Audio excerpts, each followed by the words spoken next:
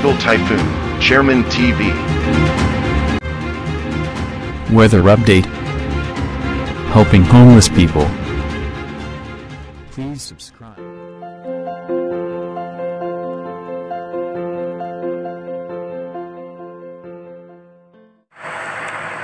Magandang umaga po. Ito po ang latest update natin para nga po dito kay Typhoon Pipito. Si Typhoon Pipito nga po mas lumakas pa.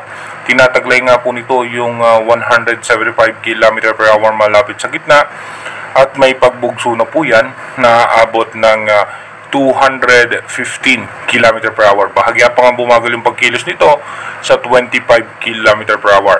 Asahan nga po natin sa pinaka-latest update ng European Center, may posibilidad magkaroon ng landfall scenario yan dito nga po sa may parte ng Catanduanes, sa may Pandan, Catanduanes, or posible naman po sa may coastal water lamang ng Pandan, Catanduanes.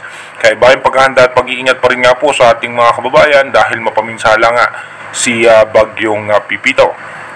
Samantalang nakataas na po ang storm wind signal number 3 sa buong Catanduanes, signal number 3 na po sa northern Samar, eastern section ng Samar, at signal number 2 naman dito nga po sa may eastern Samar, at asahan na rin po natin ang signal number 2 sa Sorsogon, Albay, Camarines Sur at Camarines Norte.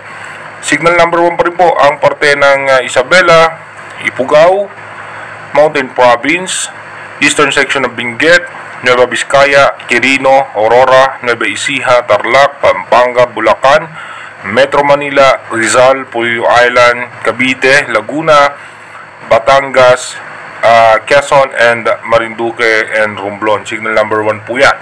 At expected nga po natin, posible po ang Metro Manila ay umabot po hanggang signal number 3 or signal number 4. Kaya iba yung pag-iingat po sa ating mga kababayan dyan. So posible rin po yung signal number 4 ay expected na po yan pagpasok po ni bagyong Pipito dito nga po sa may parte ng Baler, Aurora. Dito po sa forecast track na nilabas ng European Center, expected nga po natin possible nga po maglalandfall yan dito nga po sa may parte ng Catanduanes. So ito nga po yung forecast track ng bagong pag-asa DOST at ng European Center. Sa European Center po, possible nga po magkaroon yan ng landfall scenario dito nga po sa may parte ng Pandan, Catanduanes. Sa may bagong pag-asa DOST naman, posibleng dito nga po sa may parte ng Caramoan. At dito nga po, mataas po ang tsansa na ito nga po yung mag-intensify pa into super typhoon category. Hindi po natin hindi po natin i-rule out yung posibilidad na mas lumakas pa siya into super typhoon category. Then after po niya, makikita naman natin yung kanyang diametro ay abot po yan dito pa rin sa northern portion ng Visayas, at abot din po yan sa parte ng Romblon, aabot din po yan dito nga sa may parte ng Marinduque. Habang papangat po yan patungo sa may Pulilio Island. So possible nga po yung landfall scenario ngayong araw ng alas 10 o alas 10 or alas 11 ng gabi mamaya. Possible po yan po yung pinaka-landfall scenario ng oras niya. Kaya sana po nakaready at nakahanda na yung ating mga kababayan dyan sa parte ng Catanduanes. At bukod po sa Catanduanes, hindi lang, dito nga po sa may eastern section nga po ng Bicol region, sa may parte ng eastern section ng Camarines Sur, at dito nga po sa may eastern section ng Camarines Norte ay abot na abot nga po nung pinaka-diametro ni Typhoon Pipito. Posible rin po yung umabot ng signal number 3 hanggang signal number 4 dito nga po sa mga nasabing lugar. At pagkatapos po niyan, possible nga po November 17, expected natin landfall scenario sa may parte ng Aurora, sa may Baler, Aurora, hapon po yung ating expected na landfall niyan. So maglalaro po yan sa around 4 PM hanggang 5 PM yung kanyang second landfall scenario dito nga po naman sa may Baler, Aurora. At kung mapapansin naman natin yung kanyang lawak o yung kanyang diametro, abot po niyan ang parte ng Metro Manila, abot din po niyan ang parte ng Cavite, Batangas, Laguna ay abot nga po nung kanyang diametro. At pagkatapos po niyan, exit point po yan sa parte nga po ng La Union. So paglabas po niya sa La Union, dyan po magkakaroon din tayo ng landfall scenario. Kaya iba yung pag-ingat at paghahanda para nga po sa ating mga kababayan dahil delikado nga po si Typhoon Pipito.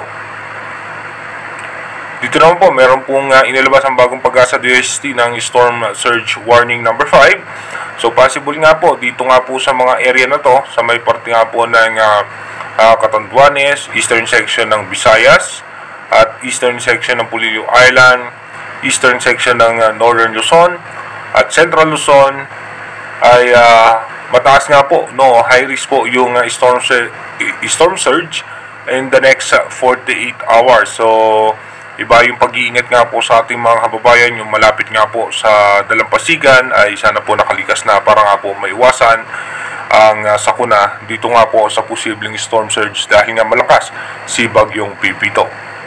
So expected natin today, heavy to intense rain na po ang mararanasan sa Northern Samar, Eastern Samar, at pati nga po sa Catanduanes kung nasaan nga mas malapit itong si Bagyong Pipito. So expected naman natin moderate to heavy rain sa may Albay, Sorsogon, Samar, Biliran, and Leyte. Habang bukas naman, no, kung saan nga po yung potential landfall scenario naman niya sa parte ng Aurora, no, sa Baler Aurora,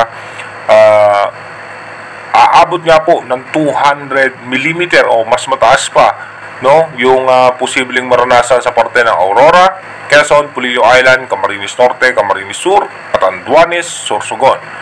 At dito naman po sa may parte ng Quirino, Nueva Vizcaya, Nueva Ecija, Tarlac, Pangasinan, Zambales, Pampanga, Bulacan, Bataan, Metro Manila, Laguna. Dito po, no, asahan natin nasa 100 hanggang 200 mm yung posibleng ulan na babagsak dito nga sa mga lugar na nabanggit. At moderate to heavy rain naman sa may parte ng La Union, Benguet, at ng Cavite, Batangas, eastern section ng Oriental Mindoro, Marinduque, Romblon, Masbate. Iba yung pag-iingat nga po sa ating mga kababayan, no? Posible pa rin magbago yung magiging direksyon ni Bagyong Pipito dahil nga ito'y malayo pa sa kalupaan at depende pa rin po yan, no, kung mas lalakas pa o hihina yung high pressure area nga na umiiral dito na sa parte ng Japan. Inuulit ko po, yung ating advanced weather forecast is possible scenario pa lamang po yan, malaki pa rin po ang tsansa na magbago yan. Kaya manatili tayo tumutok sa ating advanced weather forecast para malaman natin yung magiging posible pang senaryo ni Typhoon Pipito. Mag-iingat po tayo palagi. God bless po sa ating lahat.